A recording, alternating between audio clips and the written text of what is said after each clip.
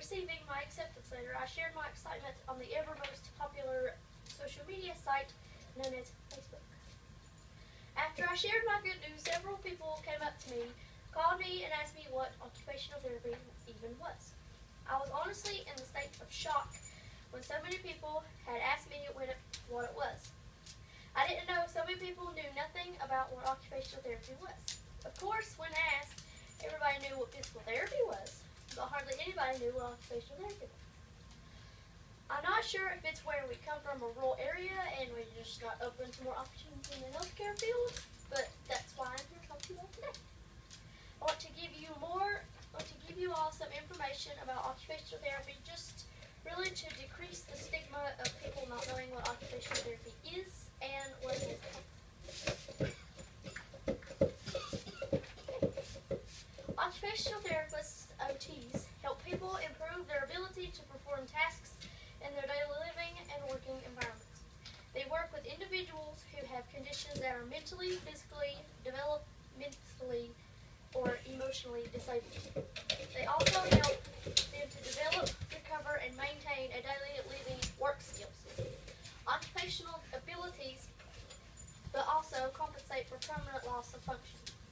Their goal is to help clients have independent, productive, satisfying lives.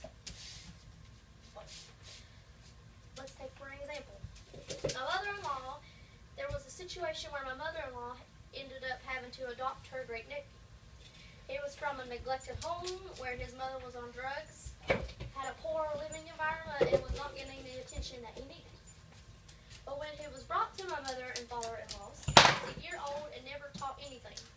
When the social worker came for evaluation, she recommended he be put in a program called the Birth to 3 program. Birth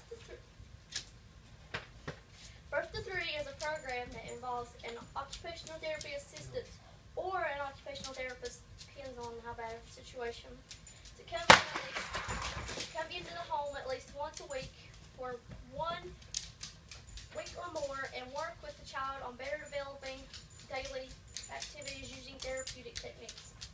It was a great program and really helped him a lot when it came to getting him on the right track. However, I did notice that when the occupational therapy assistant would leave, my mother-in-law would think that it's physical therapy instead of occupational.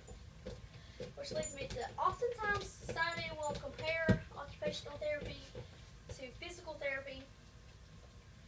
Although they involve both therapeutic practice, that what exactly they help to improve involve totally two different things. Physical therapy was designed to help you get where you need to go, such as walking, running, throwing if you broke your leg, hip, etc. While physical therapy helps you to get there, occupational helps you to do the little things that mean the most, such as eating, getting dressed, any type of work, working with your hands. The two therapies may be different, but together they can get back to where you need to be. When it comes to employment, occupational therapy employees can work just about anywhere. Occupational therapists held about 92,000 jobs in 2004. About 1 in 10 occupational therapists held more than one job. The largest number of jobs was in hospitals. Other major employees were offices of other health practitioners, public and private educational services, and nursing care facilities. Some occupational therapists were employed by home health care services, outpatient care centers, offices of physicians, individual and family services, community care facilities for the elderly, and government agencies. Occupational therapy is a wonderful field that is often overlooked and underappreciated when it comes to healthcare.